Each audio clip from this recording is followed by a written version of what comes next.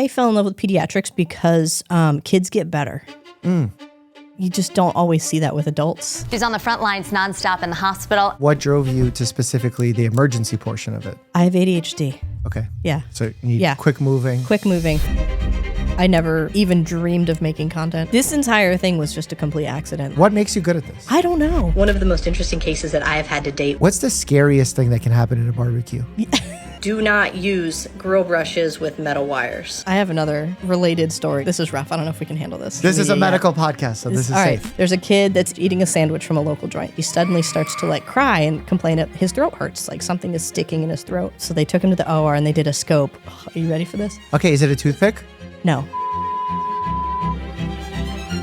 Welcome back to the Checkup podcast, where on this episode, I'm interviewing Dr. Beachgem, the pediatric ER physician who has blown up online for her authentic self and informative videos about health and hurricanes. That's right, Dr. Beachgem has not only had to treat patients in the ER during natural disasters in Florida, but done so after paddleboarding out of her own flooded house. She's truly one of the most genuine voices in healthcare online, and I was thrilled to dive in deep with her on the reality of treating unvaxxed kids, which toys actually send kids to the ER, and the horrifying things her patients have found in their sandwiches.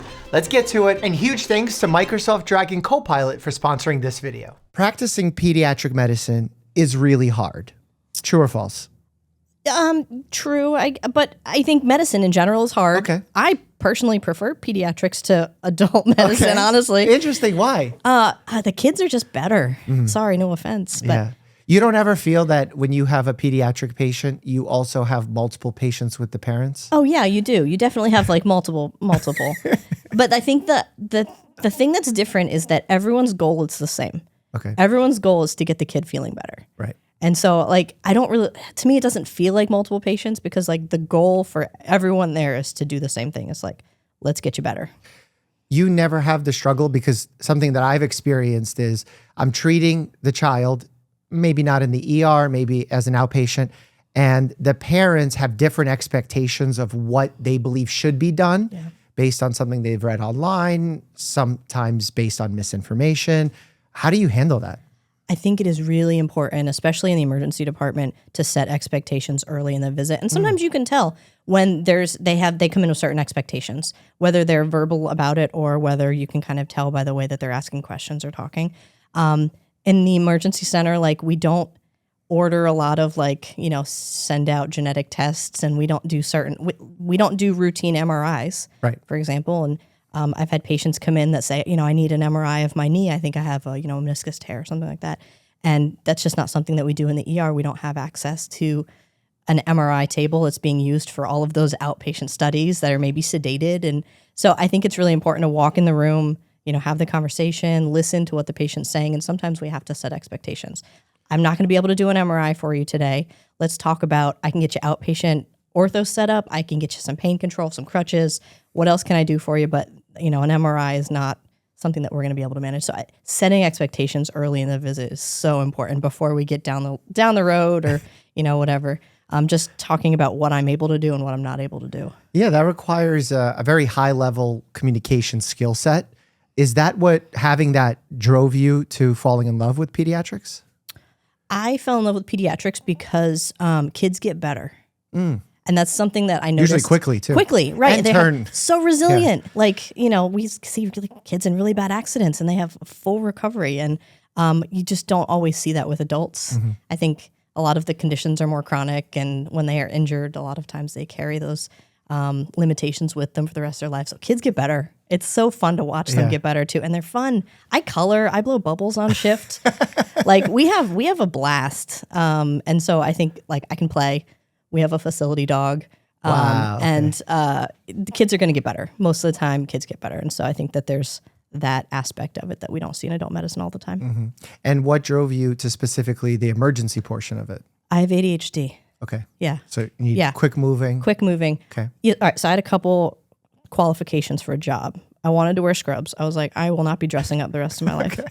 I didn't want to round. I was so bored on rounds in residency. I struggled. And then I just needed something procedure-based and quick moving, and ER hit all those buckets. In moving quickly, do you feel like you're able to process your emotions, your attention hyperactivity symptoms a bit easier. Is that part of the treatment that you have found that works well for you? Yeah, I think so. The emotions, there's not many times that I have emotions that I need to process. A lot of times it's the bigger cases, the stronger ones, a bad diagnosis. But so much of pediatrics is not that, pediatric ER. We do a lot of like the bread and butter type of pediatric stuff, mostly gen ped stuff.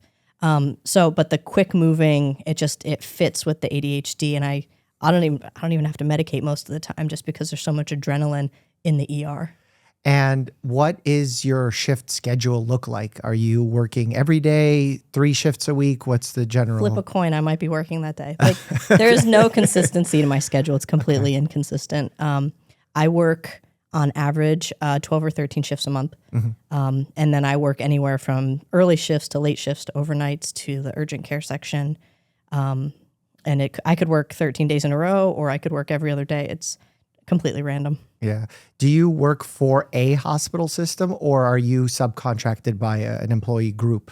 Like I basically work for the hospital. Okay. It's like a separate hospital-owned separate physician group. Got it. Okay. So, but it's the hospital. How do you feel the world that exists in our healthcare system that staffs ER physicians? Do you think overall it's moving in the right direction, wrong direction, or are you pretty neutral about it? Since I do pediatric emergency medicine and I'm in my cute little bubble, I feel comfortable, but I know that a lot of the emergency care in the U.S. that's owned by these groups, I'm concerned about the level of care that they're able to provide, the people providing the care, and that it's really for profit. Like instead of, focusing on doing the best care for the patient, we're focusing on making the most profit. And we're focusing on some of the check boxes as well. But again, I think we really just need to get back to focusing on the care, which is luckily what I'm able to do in my hospital, which is academic based. I'm able to take the time I need for my patients. I'm not worried about productivity. I'm able to do what I need to do. But from a lot of my ER colleagues, they're struggling with some of the ownership of these groups. Sure. Do you have residents? We do. We have residents and fellows and students. Yeah, what's that like? How do you feel in the ER with residents abound? Yeah, I really enjoy working night shifts with the residents because I feel like the night shifts actually give me more time to like teach, sit down, like go over some stuff, go in with them and, examine the patient together. On like a day shift, I feel like sometimes we're so busy and we have like all these learners around and it's harder to like sit down and like teach about something just because I know I've got 12 more patients left to see. But for some reason, the nights the flow goes a little bit better, but I really enjoy teaching residents, bringing up the next group of our, colleagues. Sure. Has anything surprised you about this generation of residents, physicians? It's that, I walked uphill both ways to get to residency, and I worked 36-hour calls, all 3 years, and I had 4 days off a month. It wasn't even 4 entire days. It was 4 24-hour periods. I could get off a 36-hour shift at 6 a.m. and have to be back the next day at 6 a.m. That's not a day off. Yeah. But at the same time, I got really sick when I was in residency. I got septic. I got RSV, and I was working night shift, and I had a 10 or 11-month-old baby at home. And I kept telling them, I was like, I just don't feel good. I feel like I need to go home and like rest. And they're like, you're fine. You're still here. And for like so motivating. Really, for 3 or 4 days, I just was like, I just feel really, really bad. And then the next day when I was supposed to go into work, I could not. Like I physically could not. I went to the ER. My blood pressure was in the tank. I got started on pressors. I got a central line. Wow. Yeah, I got some norepi pumping through my veins, and got my blood pressure up enough. It was good. But my chief resident was like, I just want you to know that we have to call in backup coverage for you now. Like there was like a total guilt trip about it, and so part of me like I walked up both ways to get to work, but at the same time when a resident's like, I'm just not feeling good, I'm like, go home. Yeah. Like let's not like if you're running to the bathroom every 5 minutes, go home. Yeah, we can handle it. It's really important for you to take care of yourself and not end up in an ER bed like I did. So, there's that like, I see what I did and I'm, frustrated that they're not suffering like I had to suffer, but I also don't want them to suffer. I want them to be able to learn in a safe environment. So it's like one of those typical pendulum swinging potentially too far the other way, where maybe during your time of training, they were like, we don't care if you're dying, literally. Right. But now it's, oh, today I feel like I need a tired day, and I'm not going to come in. So maybe there's something in between. Something in between, where we can be reasonable and rational. I remember when they switched some of the duty hour requirements, and we were so worried about handoffs and all these errors and stuff that were going to happen with handoffs. And I'll be honest, like we just didn't end up seeing it, and it ended up, I think the interns had to work like 6 days in a row and no overnights or something when they were doing some sort of shift. But it ended up being okay, and we were able to make it happen. So I know that there is like good things are happening, and we're keeping our residents safer, but at the same time, like need to make sure that they're trained well enough. Yeah. And you were in Buffalo at the time. I did my fellowship in Buffalo. Oh, okay. So where was this training program where you had your... It was in Florida. Incident? Okay. So it was in Florida. It was in Florida. And how does the difference in training between the two states feel to you? Is there any specific geographic differences or not really? Geographically, like we saw definitely different pathology. Oh, really? In Buffalo. We had a very large Amish population that we pulled from. President Trump told me that they're really healthy. So yeah. When it's the same thing, for adult docs, when a farmer comes into the ER, it's the same thing when organophosphate poisoning. Yeah. Well, it's like when a farmer comes in willingly to the ER, like they're really sick, right? Or like a rancher. When a kiddo that's an Amish kid comes into the department, we get really concerned about underlying genetic stuff, metabolic, just because of the genetics there. But also, like, this kid is really sick. Mm-hmm. Regardless of how they look right now, this kid is really sick. If the family is willing to get them here, we need to be on our best because this kid is not well. Interesting. They're self-pay. They don't have insurance. And so the community has to get together and make sure that they can fund the trip. And the group that we worked with didn't fly in helicopters. For some religious reasons. And so we would have to transport them long distances from outside hospitals. Don't say by horse and carriage. No, they would usually go to an outside ER, okay. And then we would go and get them as a transport team. And I got to ride with the transport team a lot, which was cool. Kind of getting some experience in inter-facility transports. Mm-hmm. And were those patients having higher risk for vaccine-preventable illnesses? Absolutely. Yeah. Absolutely. We definitely saw meningitis, pertussis, whooping cough, bacteremia, mostly like pneumococcal. Oh, yeah. Mostly that. There were also just a lot of like environmental type injuries, like a car runs into a horse and carriage. Right. We saw that, unfortunately, quite a bit. And then farming equipment-related injuries as well, orthopedic type stuff. What about when it snows like 100 inches in Buffalo? What happens then? Oh, you still go to work. You still go to work. You don't have a snowmobile. I know you got four-wheel drive cars. We did. Yeah. We did have to buy new cars. So when we went to Buffalo, because my Honda Civic was not a four-wheel drive. But it was, there were some days that it was really, we had some lake effect snow happening, and it was, I got to the hospital and it just stayed. It wasn't safe to go home. Were there spikes? I mean, perhaps in the pediatric ER you wouldn't have seen it, but were you seeing from your colleagues on the adult side heart attacks when it did snow? That typical shoveling snow, exerting yourself. We did, and I was on. So we have to, as a pediatric ER, we have to do some adult medicine, and so I was working at the kind of cardiology hospital when we had a big snowstorm in like November of 2014. And they're like, I made some joke about like, oh, at least nobody's going to be coming in because of all the snow. And they're like, no, everyone with the heart attacks, like they're going to be really sick people that come in. I was like, oh, okay. I didn't know.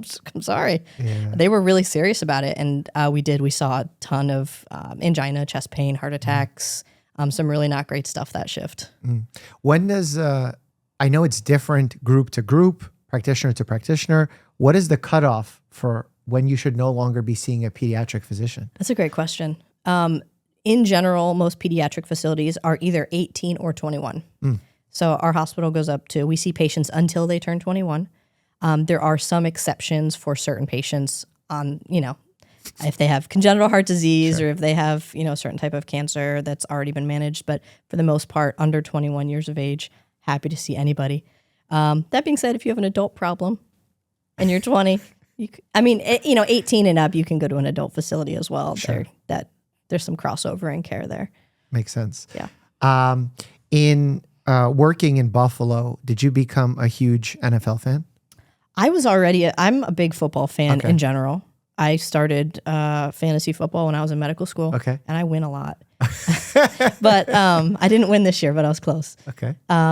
I did become a big time Buffalo fan. Like the Bucks have struggled for many years, up until that point, and then we got to be Bills fans and also enjoyed the struggle. Now it's feeling better these days. It is like the Bucks. They had some Super Bowls there, and then the Bills have had some great seasons. I'm still waiting. Maybe you're the good luck charm. I'm still waiting for a Super Bowl win as a Buffalo fan, but Josh Allen's just a rock star. Their whole team, I love.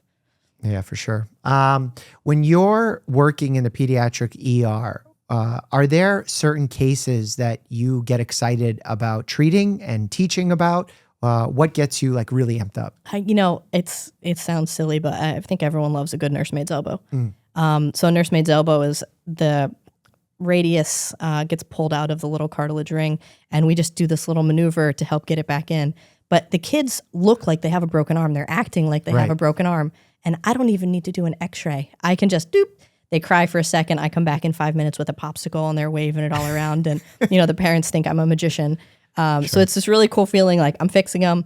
Everyone's happy. I didn't have to do any radiation or hurt the kid, no IVs. And so I think everyone loves a good nursemaid's elbow in our department. And I love teaching them too, because there's different ways to do it. And I usually have to grab someone. I don't want to hog them all. So I usually grab like a resident or a student. Have you done one before? Let me show you. And kind of demonstrate it on them and then let them do it on the kiddo, and it's cool. Yeah. What about, I know you're passionate about disaster medicine. Tell me about your passion for that, how that happened. Yeah. I don't really know how it happened. I think I fell into the drama of, getting ready for a disaster. And obviously we have a lot of hurricanes in Florida, and that kind of falls into it as well.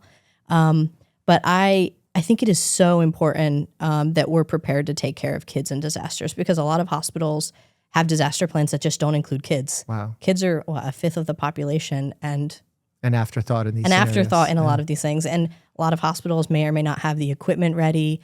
So there's like initiatives of like pediatric readiness. We've got our centers for excellence, like the Gulf 7 and RAPM and Region 5, that are just groups that are focused on pediatric readiness. And so I've kind of started working with some of the different groups and just trying to push readiness in our communities, and then making sure that, our hospital specifically is ready. There was a couple years ago, it was actually right after Uvalde. It was like 2 days after Uvalde. We got a call that said there was a active shooter in one of the middle schools. And I had 2 kids in middle school at that time, and That's gotta be scary. It was. And I immediately messaged them, which is probably not the right thing to do, and then just started setting everything up just in case. And they ended up, it was a prank and there wasn't really anything. But just making sure that we have everything we need, the people, the staff, the stuff, the equipment, the space, to take care of all the kids that we need to. Because there's going to be problems in disaster. You're not going to have all the resources that you need. That's just the way it works. Yeah.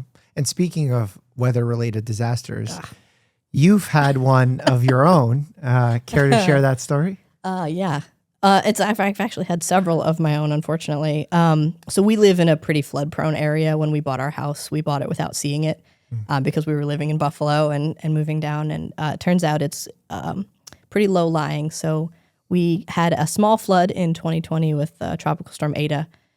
We got decent flooded with Idalia in 2023. And then with Helene this 2024, we had about 4 feet of storm surge flood our whole house. And it just, 3 floods in 5 years. It was like, we got to figure something out. Yeah. So what's the solution? What does one do when you just repeatedly get flooded? Yeah. So the first 2 times we kind of just put it back together, and we were trying to find ways to fix it, but we ended up raising it up 12 feet in the air. There's a rule in our area, because our flood insurance is backed by FEMA, because no one wants to give us flood insurance, which makes sense. That if you sustain more than 49% of the damage of the value of your home, you can't rebuild. So we weren't able to get permits to rebuild. So you either have to tear it down or raise it up to be compliant with the flood code, the most recent flood code. So we raised it up 12 feet. Obviously the whole inside has to be redone. How does one lift the home? That's a great question. It's really cool. It takes time, but they kind of like dig out underneath these like trenches, and then they put these big metal beams, going, side to side and then back and forth. And then they literally just put jacks underneath. And then just slowly? Yeah, like it's 6 like a inches or a foot at the time. Yeah. procedure. And they use these like called railroad ties, but there's another name for them. And you just kind of stick them underneath the house as you're going up, and then you move the jacks. And it's crazy just to watch it. They do it all in one day. So is your house sitting on 4 beams basically? There's more beams underneath. Okay. There's like, I don't know, 12 or 16 of them. Because I saw, I forgot what it was on National Geographic or Discovery, where they show how skyscrapers here in New York City, they're just basically dug poles really deep into the ground. And the building itself is not super deep. It's just these poles that are super deep. And I'm like, oh my God, this is super scary if you think about it when you're in one of these buildings. I mean, like we are right now. So it's crazy. They do have to do soil testing ahead of time because they do put these big posts or beams in the ground to like keep the house up and not. Do they have to like drain the water from, because there's wells, I'm sure, that are like pockets of water and stuff. So the problem in Florida, you basically live at sea level. If you dig 6 inches, like there's the water table's right there. Yeah. And so you kind of have to like pump the water out of the trenches when you're digging down. But most of us don't have wells, especially on the coast. Got it. Just because it's ocean water. And that's actually part of how you got your social media stardom, sharing these intimate stories of what it's like going through repeated flooded episodes. How did the audience connect with that? Why did you actually even make the choice to share that? Because I know when doctors get on social media, they're like, I'm going to share information, but not what I'm going through personally, so that there's a layer of separation there. Yeah. What's that decision like? I started social media with COVID, talking about like the science and the misinformation. And the comments that I was getting was, I trust you, you feel very authentic. And I continued to make content, and I was at home and my kids were just running around, and I did include my kids in some of the initial content just because like they were there and where are we going? We're sitting on our butts at home. And so I just kind of shared a little bit of that. And I think when people get to know you a little bit as a person, they trust you more rather than I'm a doctor, I'm a talking head, I'm just talking about this. They know me a little bit more. They feel like they can trust me a little bit more. And then I've gotten little bumps here and there from different things. There was a grill brush video I made a couple years ago. That went pretty big viral. I think I doubled my following like almost overnight. What's the scariest thing that can happen in a barbecue? Metal wire grill brushes. If you use those to clean the grill, there's these little pieces of the brush that can break off and get into the burger or the food, whatever you're cooking. And if you swallow it, it can end up kind of anywhere from your lips, your tongue, all the way down. And we've had some get lodged in tonsils and in the intestines. And it can cause some pretty bad problems. And that's probably not top of mind when people are coming in with an obscure, non-specific symptom like belly ache. Yeah. Oh, I vomited, etc. So how do you get there? Or is it you did some imaging and luckily you found it? Yeah. The patient that we had, it was we ended up doing some imaging, but it was, the kid had to present a couple different times. His complaint was ear pain. He was, and the family had thought he had gotten stung by a bee. And so they said he got stung by a bee. Which makes it even more complicated. Right. And so we kind of maybe did a little bit of anchoring initially on this like idea of he got stung by a bee in his ear. We looked, looks fine, gave him follow-up, and then he presented back. We did a CAT scan of the mastoids because he's complaining of ear pain. Of course. No mouth or throat symptoms. And the CT of the mastoids was negative. And then came back again, and then he had started having fevers and throat pain. And so we were able to kind of localize it at that point. We did a CT with contrast of his neck. The contrast obviously wouldn't have mattered either way, but we were able to see it on the neck image. It was just lodged kind of down in the tonsil a little bit and referring the pain to the ear, which it's wild. And in the comments, everyone's like, you should have CT'd him the first time. And I was like, if you CT every kid with an ear pain that comes in. That's too easy to say after the fact. I've even run into this with, let's say, appendicitis. Yeah. Someone comes into an outpatient setting. I see them. They have mild abdominal pain. They're not vomiting. They're non-febrile. Their appetite is starting to improve. You press on their right lower quadrant, no pain. They said, oh, but my loved one's worried about appendicitis. I'm like, look, I'm not worried about appendicitis based on these symptoms. But if XYZ happens, follow up. And then they develop appendicitis. It ruptures, and now they're really mad. Yeah. What are you supposed to do? It's the Monday morning quarterback. Oh, you had belly pain. But, we're going with the information and the exam we have at the time. Yeah. I actually have a friend who's been on the channel before. to share a story with me similar to the metal grill brush, but it was a fish bone. And you're not going to believe this. The fish bone was stuck in so long inside the esophagus, it migrated out and came out protruding out of the skin. So a fistula formed. Wow. And I have a picture of it. I'll show you later. Isn't that wild? That's wild. Yeah. He sent me this picture. I'm like, no, you're making this story up. Nope, absolutely true. I have another related story. So right after the grill brush happened, this is rough. I don't know if we can handle this. I haven't talked about it on social media. This is a medical podcast, so this is safe. Right. So I have to make the video real quick before we post the podcast. So we had this kid come in, and it was like 6 months after the grill brush thing had happened. So there's a kid that's eating a burger from a local joint, or eating something, let's say a sandwich, a sandwich from a local joint. And as he's eating the sandwich, he suddenly starts to like cry and complain that his throat hurts, like something is sticking in his throat. And they looked, they couldn't really see anything. They came in. We looked, we really couldn't see anything, but like, we're going to start with an x-ray. If it is a metal wire grill brush, it wasn't anything that would make sense that it was grilled, but like epidemic of grill brushes. That's what we're like, everyone's like, get the x-ray, look for the grill brush wire. And it wasn't there, but we could, like, you could kind of see a little something kind of in the peritonsillar tissue. So we ended up calling ENT, and they're like, we're going to have to scope him because he's like kind of gagging and irritated. Sure. So they took him to the OR and they did a scope. Oh, are you ready for this? Okay, wait, hold on. Do we know what sandwich it is? I think it was like, it wasn't something that was. Okay, is it a toothpick? No. Oh. So that was what we were thinking, toothpick. It was like a deli meat sandwich with some vegetables on it. Deli meat sandwich. Sharp object. You're not going to sleep well tonight. I can tell you this. No. Is it like a pig tooth or something? The leg of a cockroach. It's got these like little like spikes on the outside. It's like spiculated. This whole time I was eating them thinking I was safe. Yeah. And it just like the leg was like just lodged right in the tonsil tissue. What? I know. Like cockroach leg. It's the leg of a cockroach was just embedded in the. See, that's the first one that I feel is appropriate to call foreign body.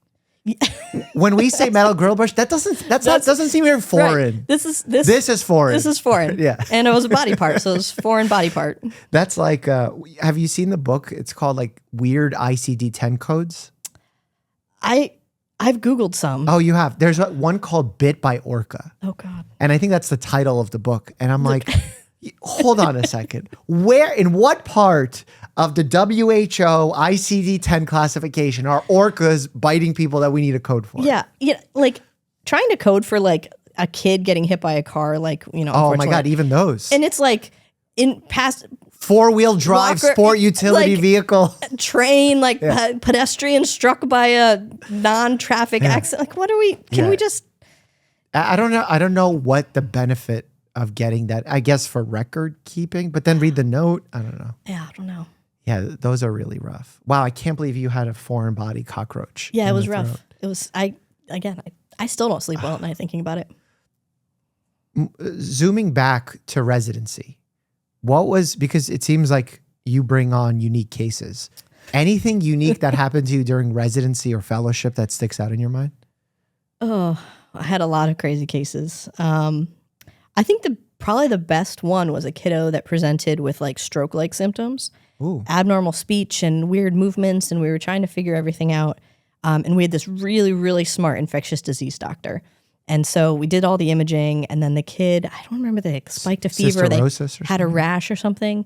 They're like, we need to strip the kid down. So, you know, we're looking at all the clothes, and they start to look in the hair, and there's a tick. There's a tick that was adhered. So the kid had like a tick paralysis.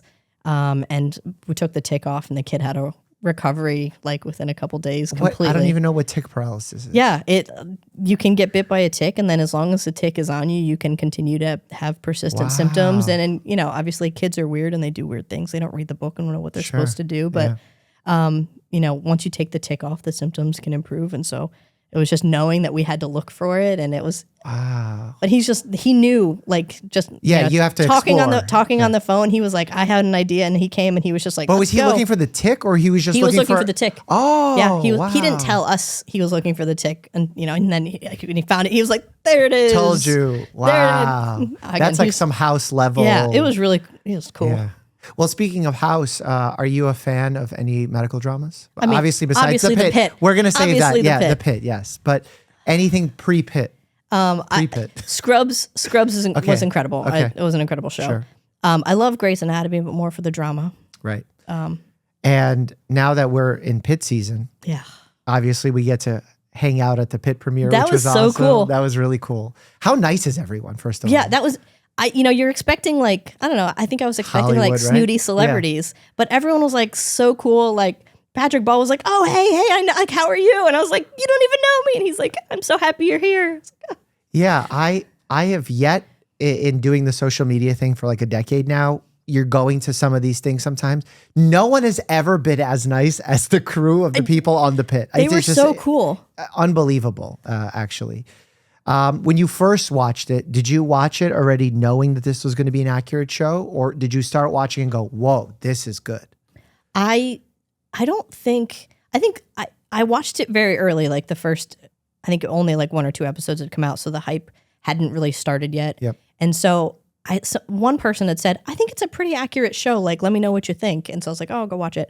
And then I was like, oh, this is like, this is literally what I do every day. And there's a couple things, obviously for show reasons. Okay. Well, hit me with the criticism. I love to see it. Because my biggest criticism is they don't have a pediatric ER doctor. But most places don't. Oh, okay. Interesting. Most Maybe the places Pitt doesn't have the actual Pitt. Yeah.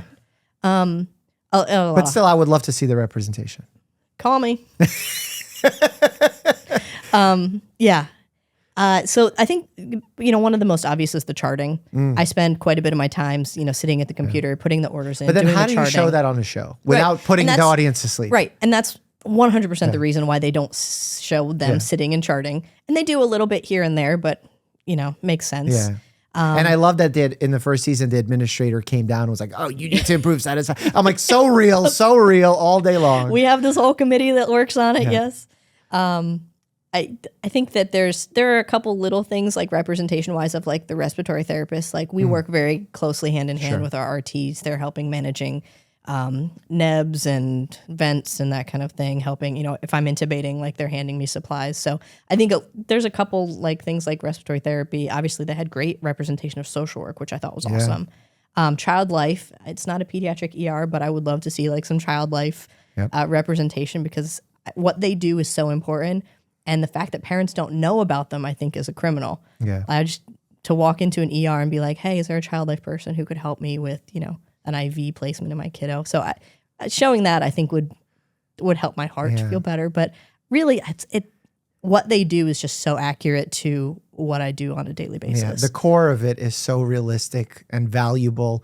Do you feel like because Pitt is so omnipresent in culture, it would actually have a bigger impact than perhaps some of our educational stuff on the general public because it is so mainstream of how people relate to doctors or expect to be treated in an ER? I think it shows. Like I can tell you all day what a day of my life is like, and I can do like a get ready with me, but I can't take you along on my day in the ER where the Pitt is showing you, HIPAA compliantly, what life is like, and you're seeing their feelings and you're seeing the different pressures and stressors that they're dealing with.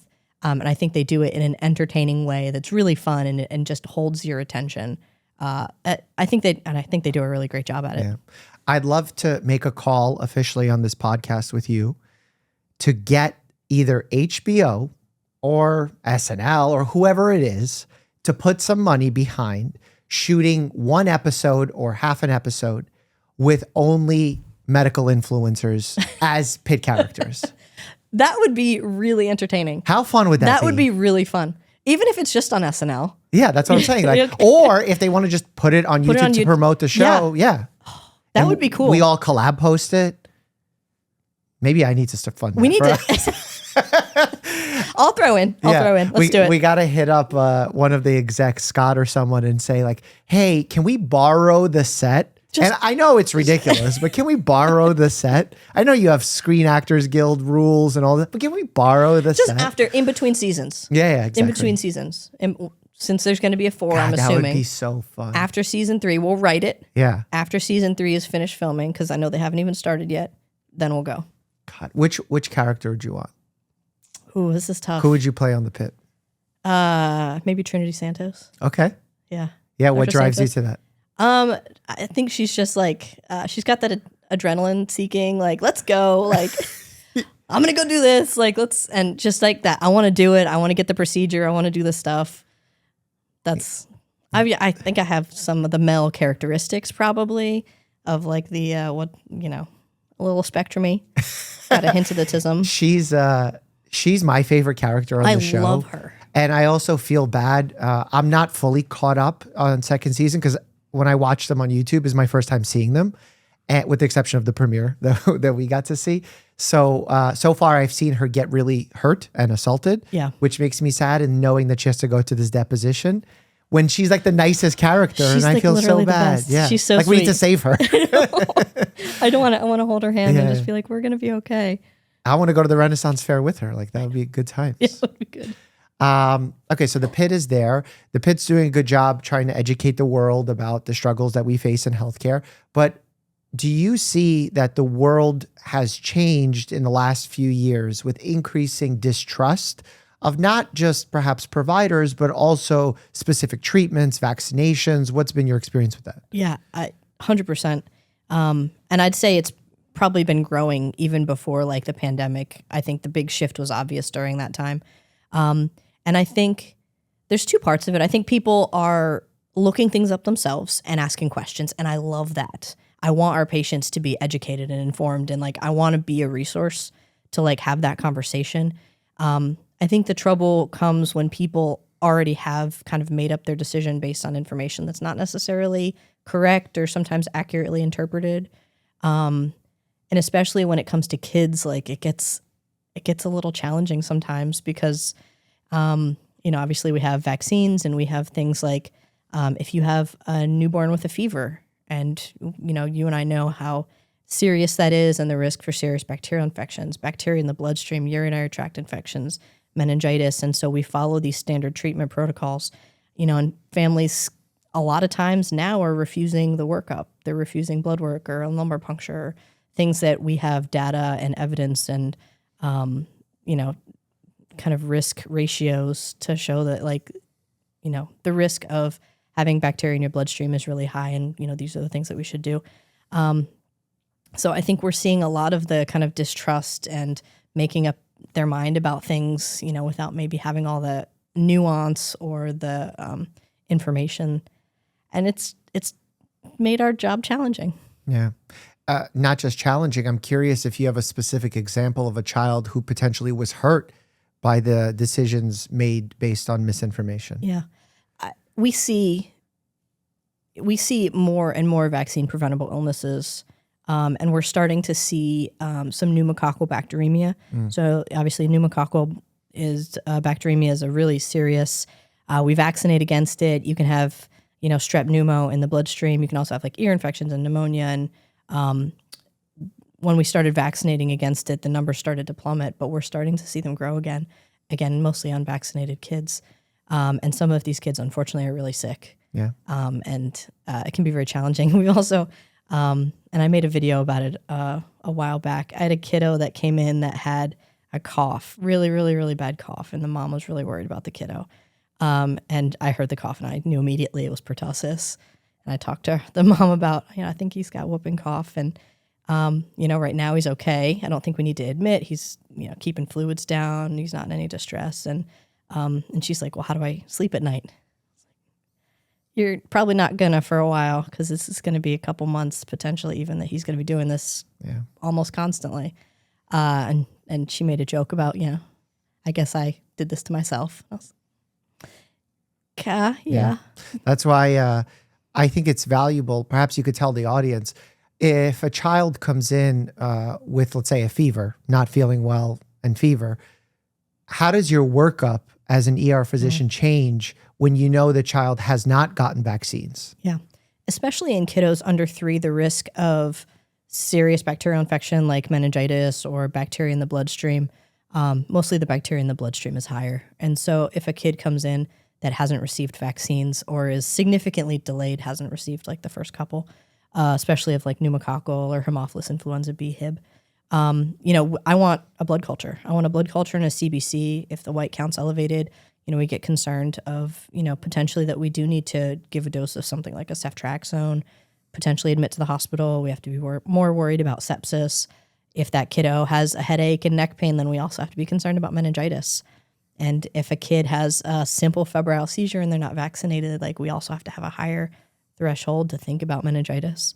So the workup absolutely changes when it comes to vaccines. And so it's one of my questions, do you have any medical problems? You take any meds? You have any allergies? You have any surgeries? Are your vaccines up to date? And I actually stopped asking it like that. I just said, tell me about the vaccine status, because so many of them are not up to date. And then, we get into that. Have you noticed, what percent change have you noticed of folks being not fully vaccinating their children? Yeah. In the past, I could go days or weeks without a kid with no vaccines. Almost all their kids that we were seeing were vaccinated. And now I would say it's maybe 75% of the kids under 2 were vaccinated. Wow. Like it's and not, that's big. It's huge. Because it's a huge thing. like measles, you need 95% because it spreads so easily. Yeah. And when you're in the 70s.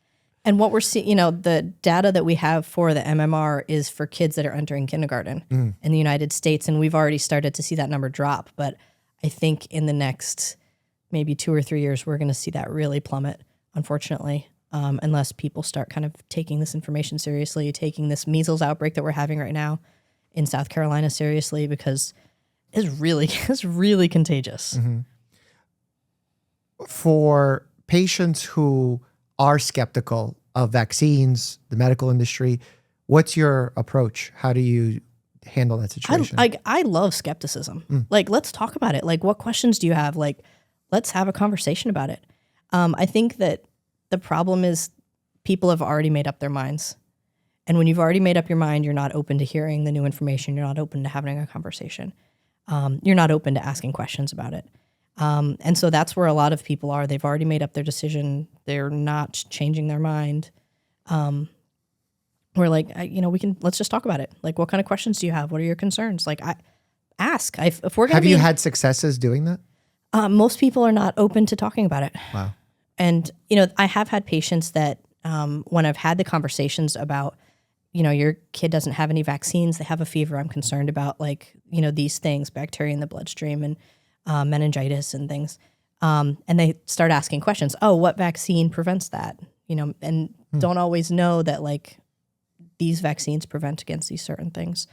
And so I have had some, and they said, well, to prevent having to do this in the future, like, what are the vaccines that you would prioritize? I say, these are the ones that I think, at this age are the most important, but I think we should have a conversation or talk to your pediatrician about all of them and what we're preventing and what the disease actually looks like. Yeah. What about in terms of just keeping your ER more busy? Because I think about how overflowing so many ERs are across the United States, and now you're adding all of these vaccine preventable illness visits that require lumbar puncture, extended stays. Do you see that having an impact? Yeah. We're having to do, unfortunately, more workups. And one of the things that we have to be really cautious about is we want to protect all the kids in the department. And so if we have a kiddo that comes in, we're concerned about measles, we don't want to be exposing everyone in the department, everyone that's sitting in the waiting room. And so we're trying to do screenings. We're trying to get those kiddos in a room that is airborne so that we're not going to be spreading it around, that we can exhaust that air outside and not be exposing other people. And so we're having to be like really cautious about the rooms we're putting patients into. Where have they traveled recently? Do they have their vaccines? What type of symptoms are they having? Is it cough, runny nose, conjunctivitis, and haven't had a rash yet? So it makes the flow of the ER a little bit more challenging, and it does create kind of a little bit more backups on occasion. Yeah, that's so scary to me. Have you noticed, being so popular as you are across social media, have you noticed that be a positive thing in your toolkit to help convince patients or parents, or do you feel like neutral? What's been your experience with that? I feel like it's neutral, and I'm actually surprised at how many people will come see me in the ER and, oh my gosh, I know you from social media. How cool. It's nice to meet you. And, we go into the thing, and then I start asking those questions, and I ask about vaccines, and they say their kid doesn't have any vaccines, but they love my content. And I'm like, I talk so much. You're like, what do you like about the content? Do you like the hurricane stuff? Like, what content do you love so much? And so I try not to be too pushy, but at the same time, like, broach that conversation a little bit, especially if it's pertinent to the visit. It's a little harder if it's not pertinent to the visit, if they're here for a broken arm or something. Yeah. But I try to ask the questions or inquire a little bit, but It's so hard. Yeah, it's tough. Because how on one hand can you not be pushy, but on the other hand, advocate for this child's protection? How do you balance that? Well, and I think that, my job really is to care for the patient in that moment, and I'm not their primary care provider. Right. And so, we really need to I need them to trust me for what we're doing right now, whether it's getting the labs and the IV or whatever it is. But just trying to drop the seeds to see if we can grow something, see if they ask questions so that we can open that conversation a little bit. But I also know that I need them to trust me for right now because I have to sedate their kid with ketamine and I need them to trust me that. Right. Yeah, that's really tough, especially with the changes recently coming out from the CDC on the vaccine schedule. The amount of confusion that has caused everywhere, because if you look at probably all of our content from the pandemic, we were like, trust the CDC, go on the CDC website, and now don't? What happened? Like, what changed? And to get into that without flaring political issues and making people feel ostracized is so hard. How do you do that on social media without getting people upset? Or are people upset you don't care? I think people get upset no matter what, because you're going to upset if you don't take a strong enough stance, you're going to upset this group. And if you take any stance at all, you're going to upset this group. But I think what I've tried to focus on is just the evidence. What does the evidence say? What does the science say? The science says that hepatitis B is a concern and that we should be vaccinating patients as soon as they come out and there's potential exposure. I think it's important, and what I've been saying, my kind of tagline is that the evidence hasn't changed. The science hasn't changed. There's no new paper that's come out to say anything new about vaccines. So the CDC has changed their stance. In fact, good data has come out. Right, great data. We have data that supports what we're doing. And so the AAP and so many other, medical organizations, leading medical organizations have supported this same vaccine schedule. And so that's what I, as a pediatrician, stand for as well. Yeah. What I find interesting is when our administration changes the vaccine schedule to mirror, they say, Denmark. But then Denmark has the largest study of childhood vaccines proving that there is no tie to autism. They completely ignore that fact, but focus on the vaccine part. So I'm curious how they're cherry picking and choosing what they want to learn from Denmark. And I think that the point is that they're just kind of making things up as they go. They're not focused on data or science. They're focused on politics and do you have a theory? Because I've tried to put myself in people's shoes and I'm like, well, sometimes people have an ulterior motive. I don't understand the motive. Like, I don't even know what's happening. The person who's leading it is a lawyer. Yeah. It's not someone who's going to be focused on looking at the papers and looking at the data, Sure. Digging through the statistics. It's an emotional response. Yeah, we're making decisions based on other things. Vibes. Yeah. Back to the interview in just a second, but first, I want to tell you about Microsoft Dragon Copilot, an AI clinical assistant built to simplify and transform the way care teams work. I've wanted something like this forever. Dragon Copilot can ambiently capture conversations and orders at the point of care with patients and automatically converts them into notes. From there, you can ask the app questions and receive responses drawn from those notes and your favorite third-party medical references, all with clear citations. It can summarize clinical evidence and even generate referral letters and after-visit summaries.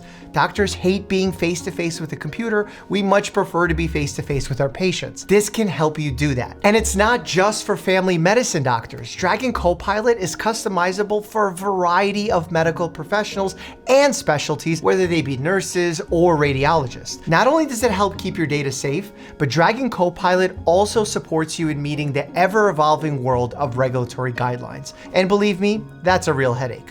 If you're curious how this plays out across an entire clinic day, download the Day in the Life guide below. Also, if you happen to be heading to HIMSS next month in Las Vegas, pop by the Microsoft booth to take a look at Dragon Copilot for yourself. All right, let's get back to the interview. I've been critical of some of the major medical organizations about their lack of investment into social media. And as someone who's invested a lot into social media and has gotten a lot for it, meaning a lot of education for so many people, millions of views, probably billions, what do you feel, what grade would you give the major medical institutions on their use of social media? I think it's tough. I think some of them are dabbling now. We're starting to see their Instagram, pages pop up, and I'm getting followed by, some of them are like, hey, cool, welcome. Nice to meet you. Yeah, good to see you. But at the same time, social media, when it comes down to it, is generally for education or not for education. Social media is for entertainment. Oh, okay. And I thought you were going to say that's how I used it for education. And so I think when people are on social media, they're not like, oh, I'm going to go study medicine. I'm not, they want to be entertained. They want a quick video that makes them feel some feelings or giggle or whatever. And yeah, people do look up what's the best way to treat a cough. But a lot of the reasons that they're on is for entertainment. And so I think a lot of the medical organizations and even like the disaster organizations are struggling to gain a following. And if you don't have a following, what are you doing? Well, that's what my hope is, that they would work with someone like you to collaborate and bring that fun, because clearly they can't and have failed. And to me, I feel like that's the largest failure out of all of this, because if you look at what makes people who are spreading misinformation so effective, is that they've literally leveraged the tool way better than we have leveraged the tool, and that is social media. So when they make a post and they get 1 million views saying something inaccurate, and one of the major medical organizations fact checks it and gets 10 likes, not comparable, doesn't quite equate in that sense. So it's great that we have doctors like you fighting back on this cause. And it's something I've been screaming for a long time. I think I actually wrote an op-ed on this for the American Academy of Family Physicians in 2017, saying that the absence of people like you on social media is going to be the reason why something bad will happen. Yeah. And it sort of played out that way. I know you got onto social media during the pandemic. Did you ever have thoughts of using social media as a tool prior to that, and then the pandemic pushed you over the edge? Or what was your relationship with social media before? I was a consumer. I never even dreamed of making content. Okay. This entire thing was just a complete accident. This was not intentional. But a good accident. It was a happy accident. Yeah. The fact that this has happened, the fact that I'm sitting here talking with you, I'm like, oh, this is pretty solid. I love that I'm accidentally good at this. I love that I'm accidentally good at this, and it was never intentional. And what makes you good at this? I don't know. Well, what do you think? I really have no idea, Mike. I would love if someone had. What do people tell you? I hear that I'm authentic. Okay. And that. Do you believe you're authentic? It seems like you have a little bit of disbelief about it. I don't think I have a mask. Okay. So I think what you're seeing is. That's very authentic. Yeah. And you come off very authentic. So yeah. I just want you to believe in it, because you definitely deserve that praise and title. Yeah. So. And then I don't use a lot of the big words. Okay. So I think I speak in a way that people understand. Mm-hmm. And those are the things that I hear. And I was like, oh yeah, that fits. But I'm an introvert, so talking to people is not my strong suit. It's not my forte. But a camera, a cell phone might be a little different, right? Right. And so it's worked out that I can sit in my room and make a TikTok. I don't let my husband come in. If he's out, if he's watching you. You need to be in the living room. You can't be watching me make a TikTok that I'm going to show to millions of people, So it's an accidental that I'm good at it and that it's worked out, and I'm thrilled, and I love that I can spend time and educate people and connect with people and make a difference. And potentially open people's minds up to, like, let's talk about you don't even need to accept vaccines. Like, well, let's just talk about it. Let's just have a conversation, or, whatever it might be, or just even awareness about like testicular torsion or, croup or respiratory distress, like retractions. I made a video about that a couple days ago. People go, oh my gosh, I saw that and I knew my kid needed to go to the hospital. And so I think it's just a really cool opportunity to provide education for people in a way that 15 years ago wasn't an option. Yeah. Being a mom, does that improve your ability to communicate with people online? Sometimes, I think. I've got a lot of kids. A lot. And yeah, so I think You have 4 kids, right? I have 4 kids. Yeah. And I think, talking to them and, communicating world issues to my kids has helped me be able to communicate, to people not using the big medical words and just in a way that makes it somewhat understandable. Mm-hmm. What about community feedback from other moms, parents? Moms are big fans of me. But you know who's That's more... a good shirt. Do you know who... That's your slogan. That's our slogan. Or a book title. Grandmas are bigger fans. Why grandmas? Grandmas are on social media? Grandmas are on social media. And they are big fans. Okay. So many people, actually 3 people at the Pitt premiere were like, my mom is going to be so excited. I met you. It's everyone's mom.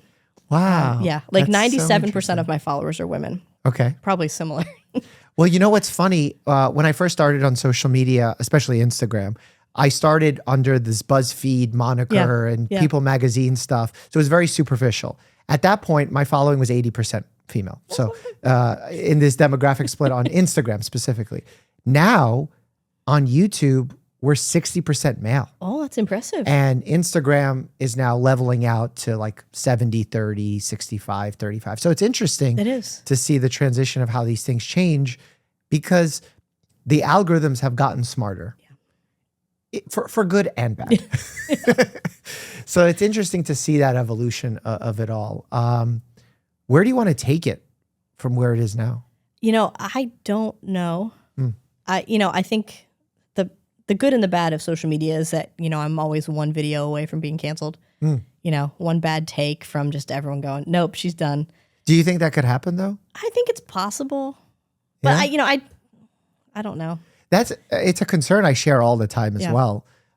It feels natural in our place where we exist to experience that. But at the same time, I have to do a little CBT on myself and be like, how rational is this? If you say something inaccurately and you explain your reason for your mistake, if it came with good intentions, will the world really never want to see your content again? Right. And it's a good exercise to do that because sometimes it's overwhelming having the responsibility of making content that, even though we say don't make healthcare decisions based on this content, people inevitably do. So how does that land for you knowing that you're putting out content that has such an impact on people's lives? Yeah. I think it's hard for me to internalize it. And I don't know if that comes from growing up and, being taught humility is so important. So I don't internalize a lot of it. And it's just okay, I'm going to make a video today and post it and there's going to be comments. And I don't internalize a lot of the you're making a difference type of thing.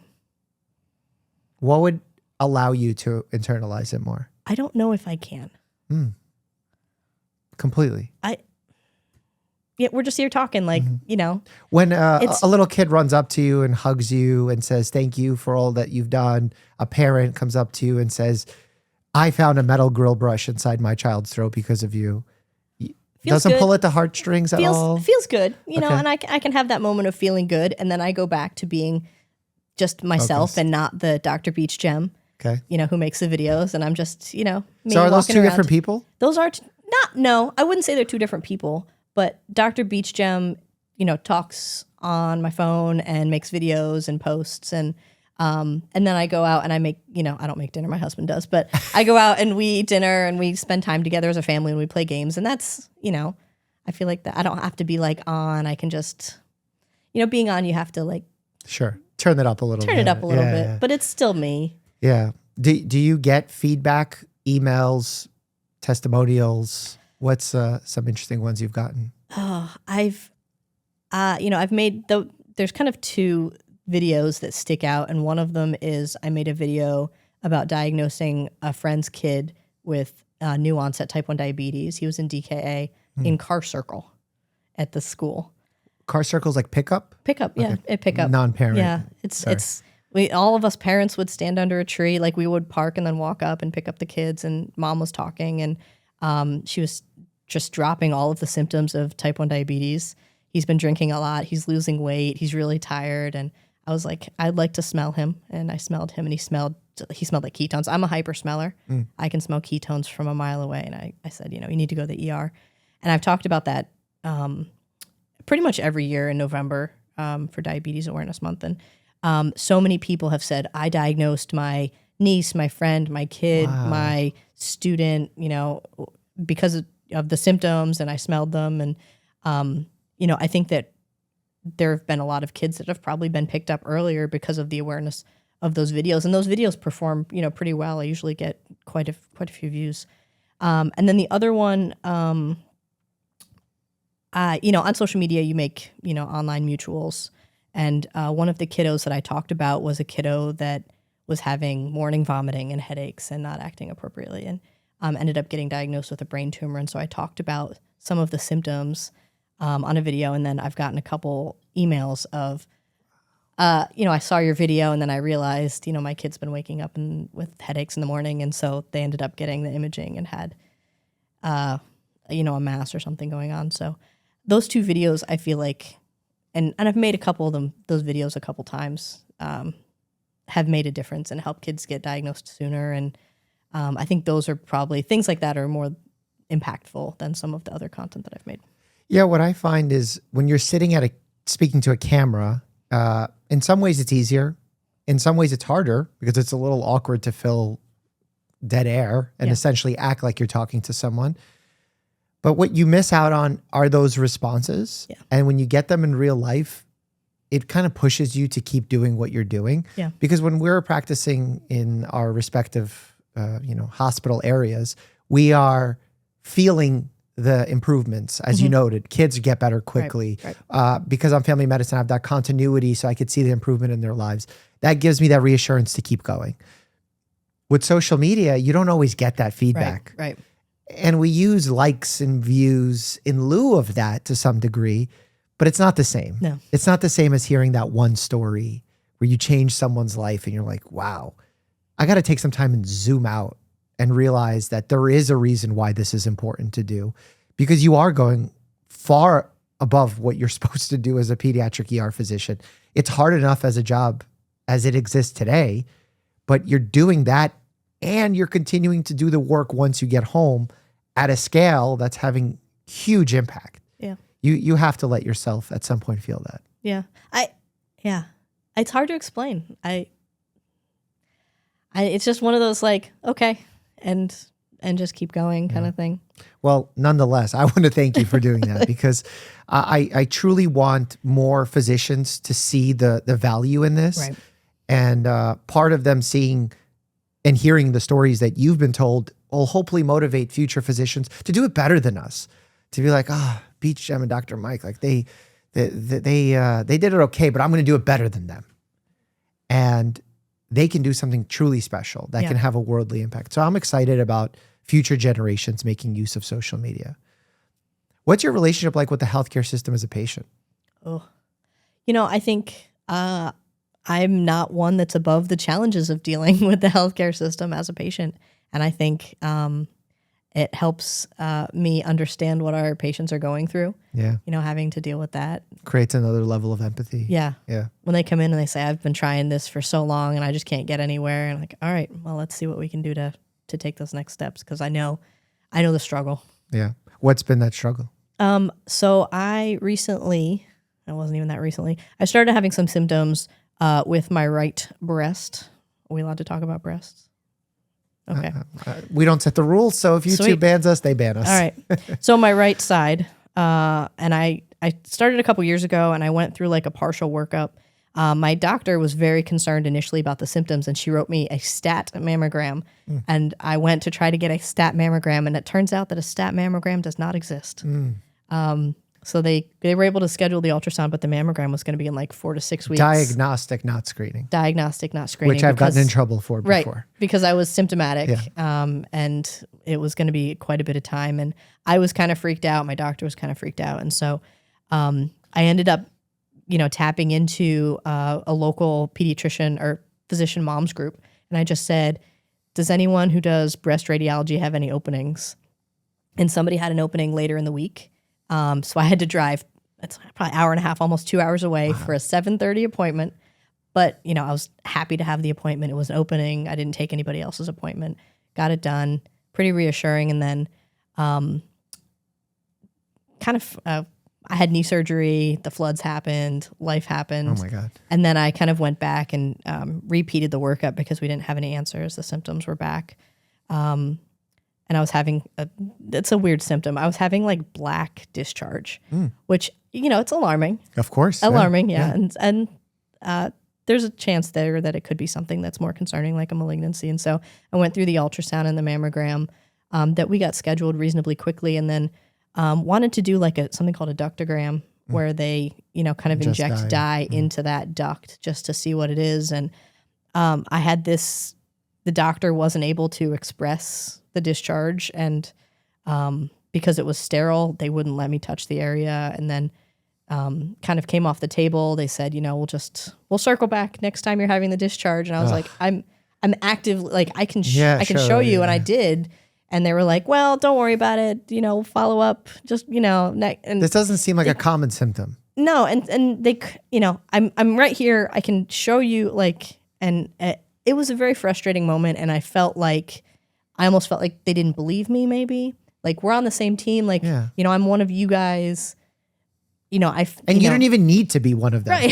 Right. That's an added thing that they should. An added layer, and I don't expect more because I'm a healthcare person, but I'm like, I expect my team to do well. And when my team is letting me down and letting other people, it's just frustrating.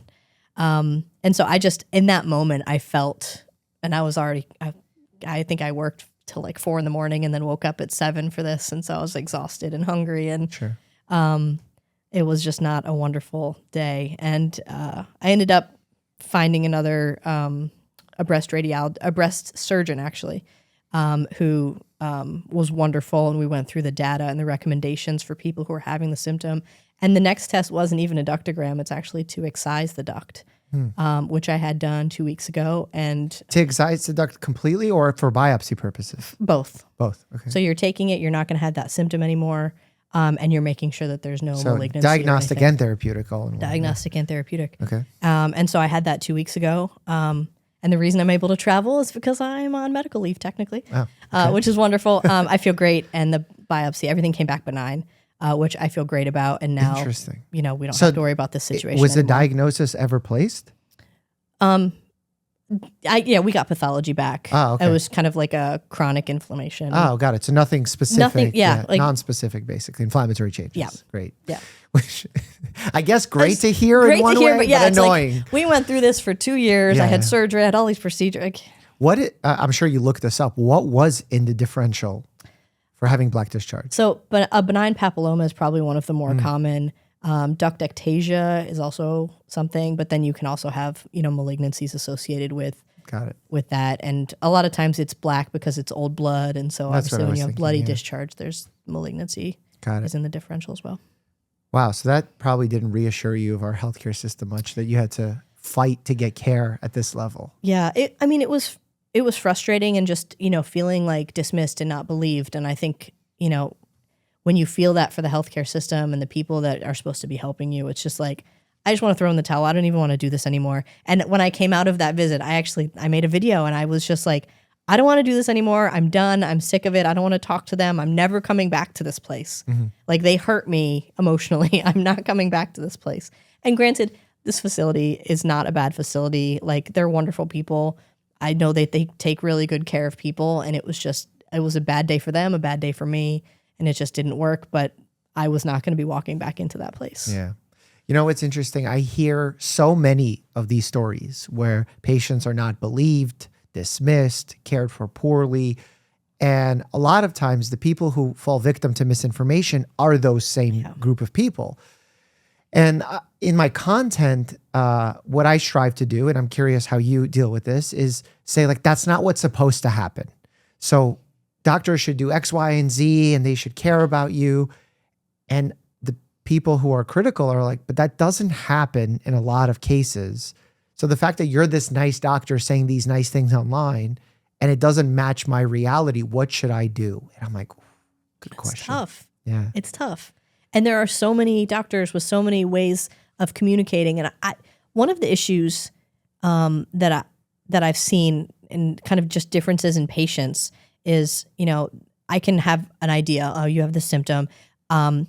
I would like to do these things. Like, this is the workup that I would recommend. That's one way that I can approach a situation. And then one of them is that, like, I can kind of ask the family about like what are your thoughts about what you want to do today? Or like, I'm doing this, what do you think about that? Or give them some options. We can either do a chest x-ray in some labs, or we can just start with a nose swab and see what we think. Mm-hmm. But sometimes the wrong parent is going to get upset. Like, I'm not here to be the doctor. You're the doctor. Yeah. You tell me what to do. But then, this other family where I told them what to do is going to say, well, I don't want to do that. Why are you? Yeah. So, and I think it's hard to kind of, how do you present it to the patient so that they feel heard and understood, and that they feel like they're partnering in care with you? And so, it's not always easy to, which direction do we go? Right. How do we present this so that they feel the Which is why it's so great you set expectations early, because you probably avoid a lot of that discomfort that could happen during a visit. I try because it's not, we don't always have the things that I would love to just do all of the tests for all of the people exactly. and not have any restrictions or anything like that. That's why people online are like, oh, you could just check all the blood. And I'm like, check all the blood for what? There's issues with checking all the blood that will confuse me, misdiagnose you, open you up to more harm down the line. So that really gets confusing. And I've made mistakes on this in the past with patients where family medicine, I'm trained to always tell the patient what's happening, to really walk them through procedures. And I remember I was doing an I&D on someone's abscess on their back, and I'm walking them through everything. And he goes, can you just stop telling me what you're doing? It's freaking me out. And I'm like, oh yeah, sure. And I thought he meant like, maybe don't say the word sharp or needle. So I said, okay, I'll just use different words. That's how I took it in my head. And then I continue on saying, okay, you're going to feel my whatever. And he gets so mad. He's like, dude, I told you, stop telling me.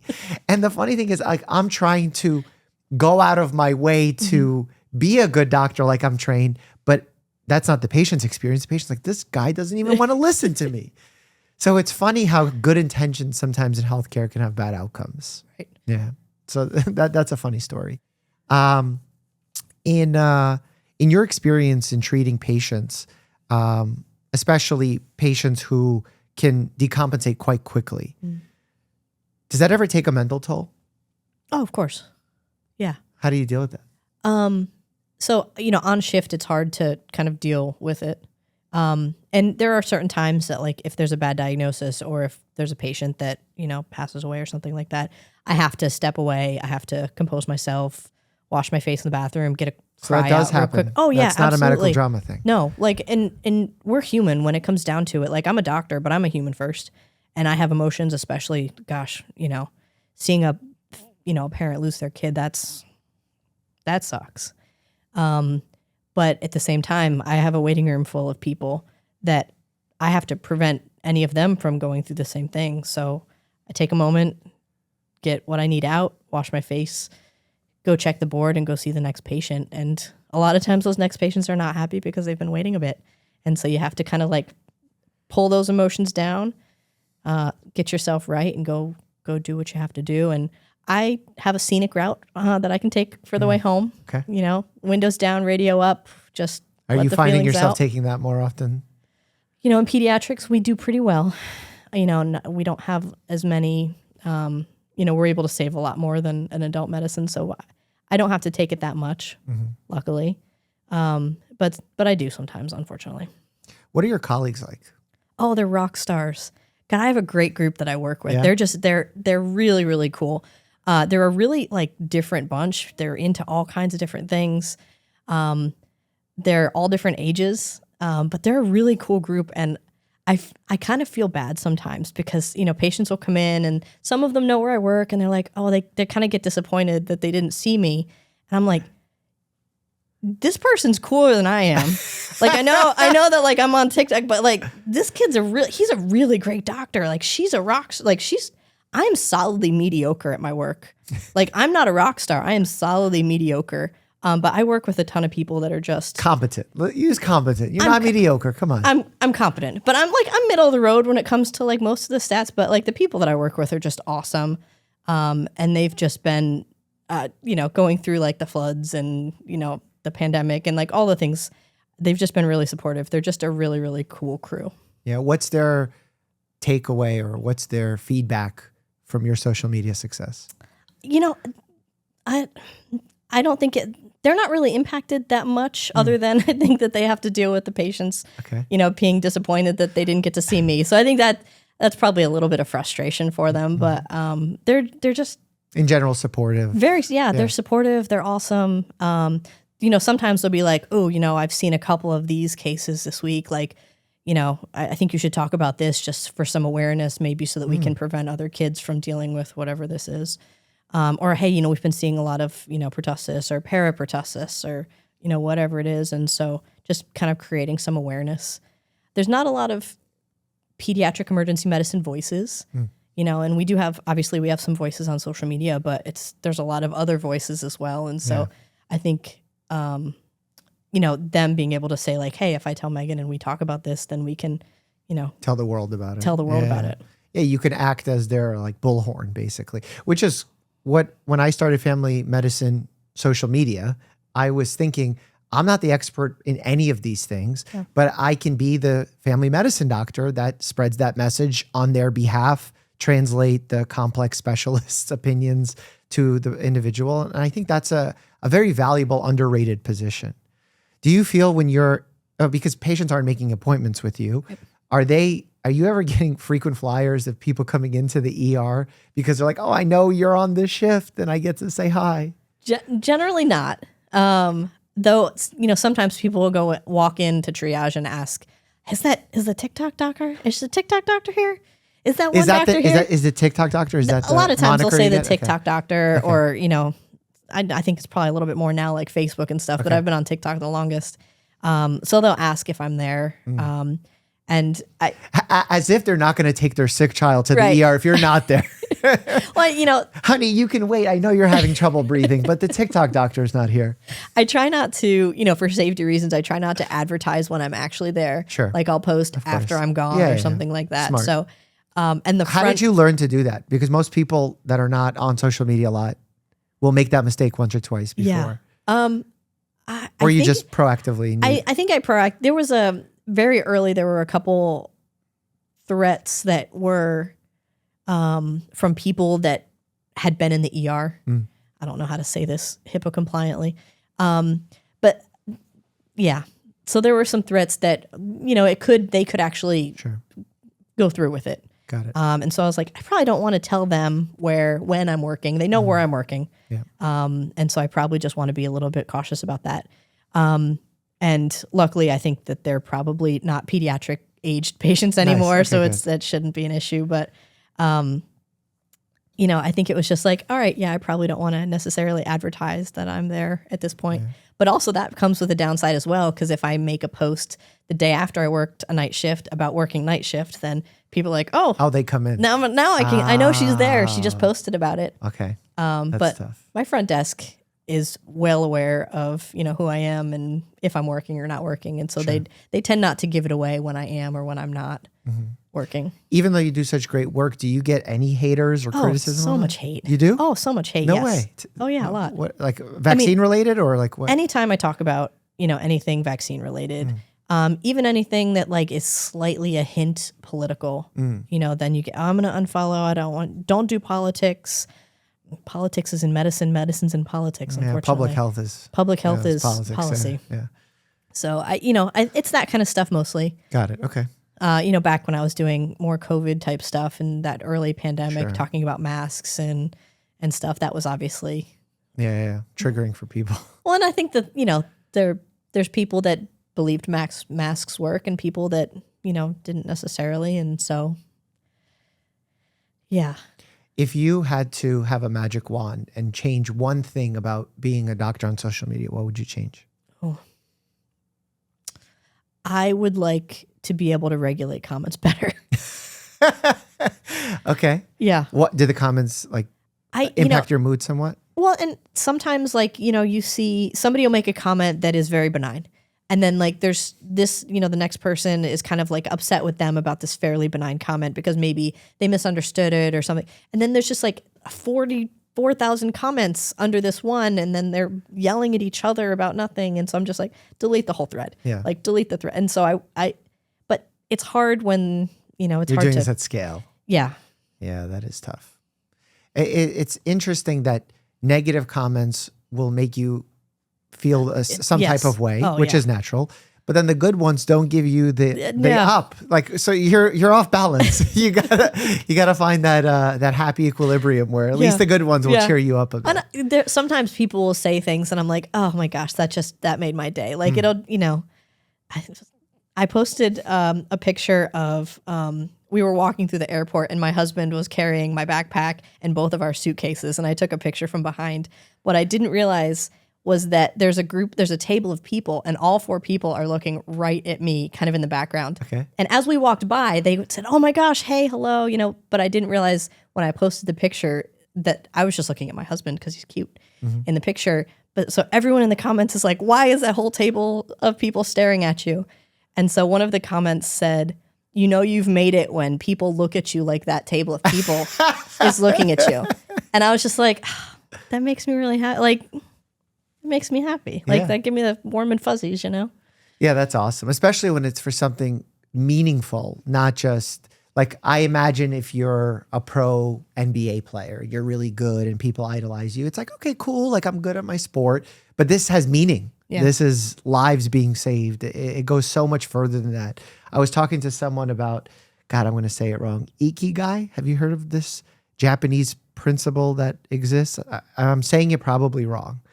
But the idea is that you find something that is equal in your passion, your skill set, community meaning, and I forgot the 4th square already because I'm a bad student. But the idea is that all these things match up. Does your day-to-day splitting time between the ER and social media, is that your ikigai? I think so. Probably. I think it's the social media. The social media is the coping mechanism for the rest of the life. How so? Stuff. I think it's helped hold my compassion, if that makes sense. Avoiding the burnout of the ER where you just you lose your compassion and you just you lose your drive and your excitement. And social media has totally lit that fire back where I hear from the people, I can talk to the people, I can connect with the people. I'm excited to talk about the education and I'm excited to talk about cases and help people. And it's the coping mechanism that stopped all of the negative burnout stuff. Yeah. Why do ER doctors burn out so quickly as compared to other medical specialties? Oh, it's a tough job. Interestingly, when we started this podcast, you said it's not so tough. So, but pediatrics is, I feel like pediatrics is different. The pediatrics has I'm curious about the stats actually. I know ER, there's a high burnout rate. Pediatric ER, you think it's not as bad? It's not as bad. I know for a fact okay. it's not as bad. Cool. We have decent happiness rates. Decent we tend not to regret our life decisions as much. Okay, fair. I think it's the sleep problems that we have. I think it's partly who we are because we tend to be adrenaline junkies that are moving. And I think that unfortunately, that subgroup of people, there tends to be some substance abuse as ways to cope. And obviously, Dr. Glockenflecken, we got the Diet Cokes and the Red Bulls and stuff. We're just, we're doing it. Is that your secret to keeping energized on a night shift? I love Red Bull. I love a Red Bull. Call me Red Bull. That doesn't even have that much. It doesn't. It really doesn't. 80 milligrams or something, right? Yeah, 80 to 90. Yeah. And its calories 110. It's fine. Yeah. Why Red Bull? You like the taste? I like the taste. Okay. It reminds me of college. Okay. I don't know. It works. It's just the right amount of pop. And I don't know. It works. I like it. So that's my night shift vibes, Red Bull. What's your go-to snack that you keep Because I remember when I had my ER rotations, I always had a snack. You always need something in case you're hungry. So I usually I pack a lunch. Oh, you do? For, Okay. for most of my shifts, and so I really like frozen soups or frozen chili that I can just pop in the microwave. But when I need to run to the lounge or when I need like a quick snack, cereal is like it's easy. Oh, you got to pick the cereal. What's the cereal? It depends on what's in the lounge. But cinnamon toast crunch is the obvious favorite. That's the best cereal. The best cereal. The unhealthiest thing probably. in the world. Absolutely. Yeah. But it's got the sugar that's going to keep you going. It's a little pop to keep you keep you rolling. But also like, graham crackers, peanut butter, and bananas is like the classic ER treat. Yeah. God, I miss Cinnamon Toast Crunch so much. It's good I cereal. used to eat it as a kid. I actually was on a podcast the other day where they make all sorts of meals for you. It's called Last Meals. I saw it. Oh, you've seen that show? Okay. So they asked me what my last meals were. I gave it to them. And as I'm eating the meals, and some of the meals I selected based off childhood, I'm like, oh my God, I ate the unhealthiest diet ever. Like chicken rolls, Snicker bars, muffins from Costco. I'm like, God, I used to eat like 10,000 calories as a 10-year-old with 100 grams of saturated fat thrown in there. I'm like, no wonder my cholesterol's not good as an adult. So, what's your favorite? I know your way that you calm down after an ER shift, if it was rough, is taking the scenic ride. But what do you do for fun? What's your de-stressor? I have kids. Okay. So usually that's the stressor. My kids, I'm out of the trenches right now. My kids are kind of later elementary school, middle school, and high school. Okay. And so I can actually like hang out with them and have fun. Like we can go bowling or we can whatever we do. Compete a little. We can, and like we can play games. We played Taco Cat Goat Cheese Pizza. I don't know if you played this game. It is really fun. Taco Cat Goat Cheese Pizza. Taco Cat. It's this really simple card game. It's a card game. Okay. And you kind of like, you say Taco Cat Goat Cheese Pizza as you're putting down. And if you match, then you slap and you do this like narwhal and gorilla. And like you do these little moves and you're slapping and fighting for cards. And it's fun. But just, games, just hanging out with them. And that's probably the biggest de-stress right now. That's my hobby, is just spending the time with them. How much of an edge is it being a pediatric ER physician and having kids? I honestly think it's a good edge. And I think there are great pediatricians and peds ER docs that don't have kids and that know their stuff. But I do think it kind of gives me a bit of an edge. Yeah. Because, I think the classic example is pool fingers. I don't know if you've seen pool fingers or pool toes. So it's usually the beginning of the season. Okay. It's usually like April, May, June when kids are first getting into the pool and they're hanging on the edge of the pool, kind of sliding around, and they're walking on the bottom, and the pads of the fingers get like bright red and irritated the next day, or their toes like are bright red and irritated. And I don't know if I learned about that. I definitely didn't learn about it in fellowship in Buffalo. I don't remember if I learned about it. Few pools in Buffalo. Not many people are swimming in Buffalo, but my kids they have snow toes. They have snow, right? They got frost nip. Yeah. But I remember like there was one of the years that my kids were in the pool, and then like, they got out, and I noticed it, and then like I had 3 patients the next day present with the same thing. Really? And I was like, I literally just saw this in my own kids. Let me show you a picture. This is from the pool. Everything's going to be fine. Oh, that's great. No big deal. So now that's the advantage of being a parent to being a pediatric ER doctor. What about the other way? I think it's a little easier sometimes to have discussions with their doctors. Okay. Where we can just kind of cut to the chase. But I think it does make it a little more complicated sometimes because, if I'm seeing a specialist, I want them to talk to me like a parent and not a pediatrician. Sure. But I kind of go between like, do I do too much or do I do too little? There's not a middle ground for me. Like I'm either going to like let you bleed at home or I'm going to stitch you up at home, or like we're going to go to the ER for like appendicitis when you said you had a small belly cramp and now it's gone. But I can't get appendicitis. Is it like med student syndrome where you read about a case or you experience a case in the ER and you're like, oh my God, is this what's happening? Yeah, a little bit. But I think it's just like, you get concerned about the bad thing. Sure. Oh my gosh, my kid I think he was 11 and he got sick. He was on the top bunk of the bed and got sick over the edge. And it was like in the morning and I was like, why, what are you doing? And he's like, well, I had a headache. And I was like, you had a headache and you vomited. Have you been having and he's like, I've been having headaches every morning. And right. And so then my brain goes, nope, we're going to we're doing this. I'm concerned that you have something going on in your head. And we were actually supposed to start him on growth hormone the next day. And so I was like, I don't want to start you on growth hormone if you have a brain tumor. Right. Right. So we ended up, I was like, we're getting pictures. We're just going to go to the ER and we're just going to do this. And he didn't have a brain tumor. Thank God. He did have a mass. Oh. Which we ended up having to get worked up. And the neurosurgeon, I love him to death. He's a wonderful man. But he said, listen, I put kids with brain tumors on growth hormone all the time. And I was like, but no. Please don't say that. Please don't say that. I don't want to talk about brain tumors in my own kid. So sometimes it's harder, sometimes it's easier, but I feel like there's no middle ground for me when it comes to parenting. Having a parent who's a physician and went through medical school and residency in front of me because I was 10 years old and I got to witness it. Oh, wow. My dad basically not neglected me, but it's one step shy of neglected me. That you're not dying, I do not care. Yeah.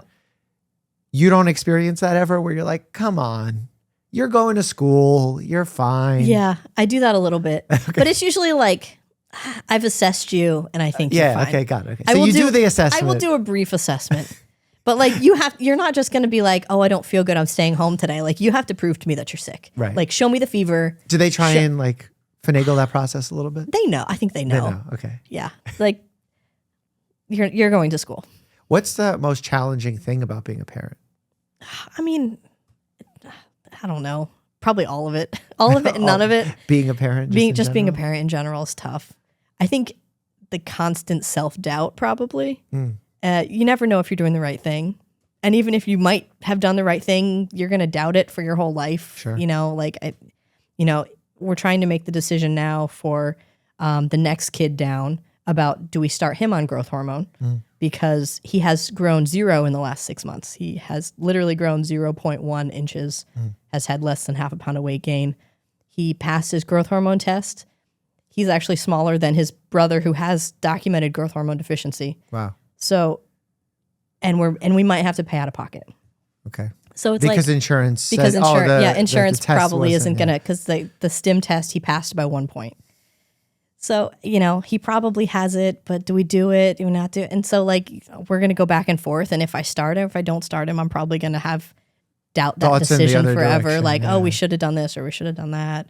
How much money could we save? I don't even care about the money. I just want him to be fine. So it's hard. You never know if you're making the right decision or the wrong decision. Yeah, that's really hard. What's a piece of advice you'd give to parents in order to keep their kids out of the pediatric ER? I think probably one of the most important things is talk to your doctor. Call your pediatrician. I thought you were going to tell me how much you hate trampolines. Oh, I do hate trampolines. I hate trampolines. I hate e-bikes and e-scooters. Oh my God, e-bikes right now are the bane of my existence.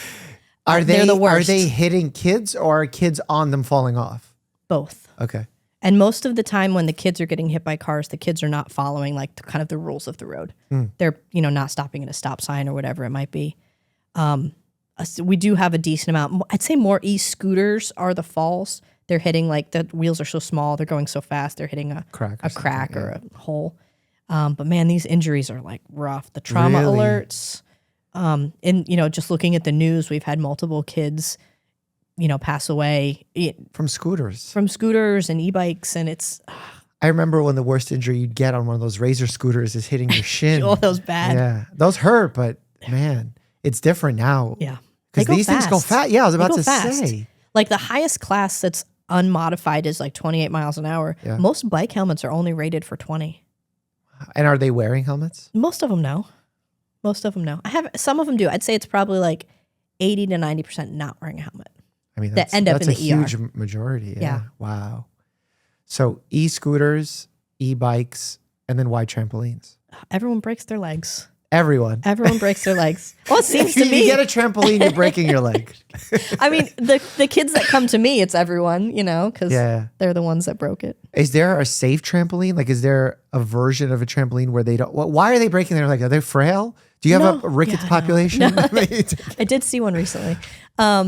But it's mostly the forces on the trampoline, and a lot of times it's because they're getting double bounced. There's a bigger kid as well. Sometimes it's because they're doing stunts like flips and stuff. But even just coming down wrong, you're putting this extra force. The force is coming back with more force against your bones, and it's a lot of like lower leg, like lower tib fib for the bigger kids.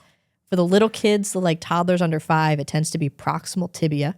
It's actually called a trampoline fracture. Really? And then we see a variety of like head, neck, back things from like the flips and stuff. I've seen a sternal fracture, so like the chest bone fractured from landing on something. I was doing a flip, and then they came down, kind of putting pressure on the chest.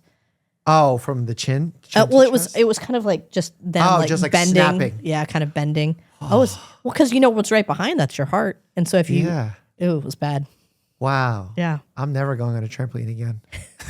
Not that I ever plan to. Yeah. How do you feel about giving advice about having pets? Have you seen any unique things with pets? We see, probably almost a dog bite a day with Really? pets. Yeah. Puppies or No, just dog bites? dog bites. A lot of times it's a provoked dog bite. They're near the food or something like that. Sometimes it's, a stray dog or a neighbor's dog that's a little bit more aggressive that, gets out of the backyard, the kid's walking or riding a bike or something. Do you have rabies in your area? Yeah. Well, disease, I'm not much. Yeah, the animals maybe. Yeah, but we do the rabies vaccines. Yeah. We That's do the annoying. prophylaxis. Oh, it's not annoying for me, but it's it's annoying for the it's the annoying patient. and it's expensive when they have to pay. Yeah. So we have to have conversations. Can we talk to the health department? Can we quarantine the dog? Do we need to do this? But a lot, sometimes where's the dog? we don't know. Go catch it. Yeah. Which you'll get bitten and then get another patient sent to you. No more patients. Yeah. I didn't know that we also had it in our area. We had a patient come in with a cat bite, and someone had the thought that, oh, no, cats in our area don't have rabies. No. Cats are in my area, are the number one domesticated animal that spread rabies or have rabies. So I was like, whoa, I didn't know that. Foxes also. So who knew about rabies? Yeah. Yeah, it's like still a thing, although will we see vaccine denialism in animals? I need to ask that to a vet probably. They are seeing some. I don't think it doesn't seem to It's be not as like as a extensive human, because yeah. a lot of them will not vaccinate their kids, but they will vaccinate their animals. Because and a lot of dog bites, we have to ask, is your dog vaccinated? And I know that the kid's not vaccinated because I had to ask for tetanus. But there's also rules that your dog has to be, right? To get their license and stuff. Yeah. So maybe that's why. Yeah. We're going to have a license for children soon. Oh my God, the libertarians are going to have a field day with that one. I've been meaning to ask you this. Oh boy. You're creating a medical drama. Okay. And you need 3 Hollywood level cases. What are the 3 conditions you're choosing? Is this a dramatic drama? Or is it like a Grey's Anatomy, like just sexy drama? It's Dr. Beachgem 10. Okay. Drama. If we're Level going drama. If we're going for like, where we're at right now with the world, I would probably do the grill brush. Okay. I would do a vitamin. Well, of course, that's like. Yeah, I mean, you have statement to do piece, that. yeah. You have to do that. A vitamin K deficiency bleeding. I know why. Yeah. Which is interesting because they're like the population that has exhibited vaccine denialism in the past. Notice how I prefaced that question. Has a high rate of liking natural supplements. Right. Vitamins. And yet, vitamin K does not fall under that spectrum. Yeah. Interesting. Mm-hmm. Sorry. Okay. Yep. I would probably do a trauma for the last one. Okay. E-scooter? Probably an e-bike or an e-scooter. Yeah. Okay. Yeah. Okay. That's really good. I feel like we could do some good education with this medical drama. Yeah. My God. Has there ever been a fully staffed medical drama staffed by real professionals? I doubt it. I mean, they did a movie I remember watching on an airplane, a military movie where all the actors were former or active military members. That's pretty cool. So, come on, Hollywood. You want realism, Let's go. right? I'm ready. I feel like that would be oh man, we're going to do something with this. I got to just come up with I did a commercial this Christmas I Could Act. Oh, yeah? How was that? It was really fun. What are you, It was for figs. Are you It was- able to say? It Oh, was okay. figs. Okay. Yeah, it was I was like opening and closing a curtain. Okay. When it was like, oh, e-bike injury, you're back. And I, Nice. it's kind of back and forth with the different things. Oh, you can't put a candy cane there. It was really funny. You had Will Ferrell level lines. Yeah. How do you feel on a set in front of the cameras? Because you said you like being alone with the phone. Yeah. Is that different? So I've done 3 commercials. So I did 1 for Figs and I did 2 for Good Nights. What's that? The overnight underwear Okay. for kids that are still having issues with bedwetting, which is a totally normal thing. So the first time I did it, I was super anxious. I was freaking out the whole time. Were you like propranolol? No, I mean, I probably should have. But I guess I did great. They're like, you did awesome for never having stepped on a set before. And then with each one that I've done, I've gotten less anxious and it just feels more comfortable. So you're ready for the medical drama. I'm ready for them. Call me. It. Yeah, easy. I'm ready. Let's go. I did a water bottle commercial in China. Oh, wow. I had to speak Mandarin. No one should ever see that. It was so bad. It was so bad. Did you get like training ahead of time to like accent training? Forget training. I think I was either just out of my residency or still maybe even in my residency. And I had to fly there, which was a really long flight to Shanghai. And then film, sleep, film, and fly out to make back to the hospital on time. So not only no training, like it was just like good luck. And it was like a weird commercial because it was almost shot like a soap opera where it was like episodes, 1-minute episodes of this soap opera-esque thing of check out this water. And I'm like, well, whatever. It's water. It's hydration. Pretty benign. Let me try it. So.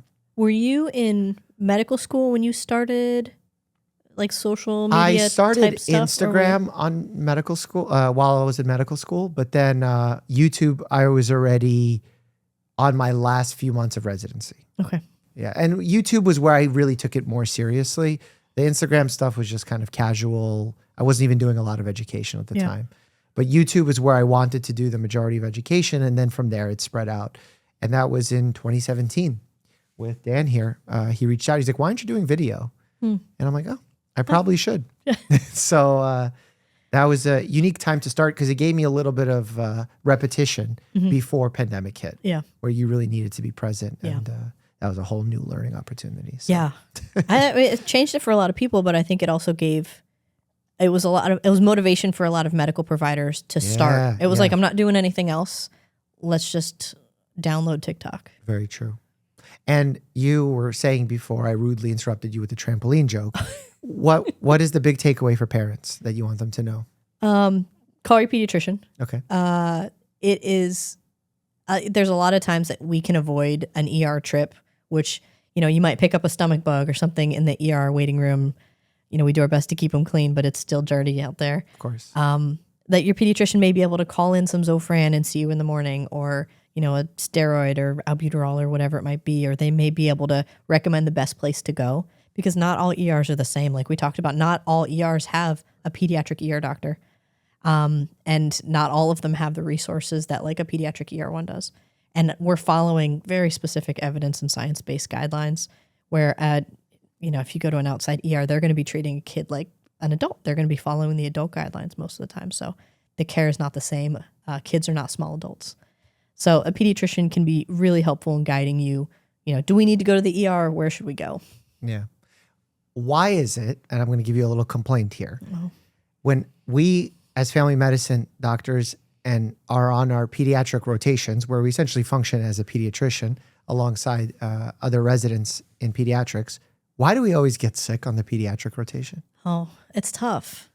Yeah, no, everyone does. Yeah, what everyone is that? does. So you have to like get through your complement of pediatric illnesses. And once you get through like the 10 or 12 illnesses, then you pretty much never, you never get sick like 1 or 2 a year until you become a parent. And as a parent, you will get sick with your child for the first year and a half of their life, as long as they're in daycare.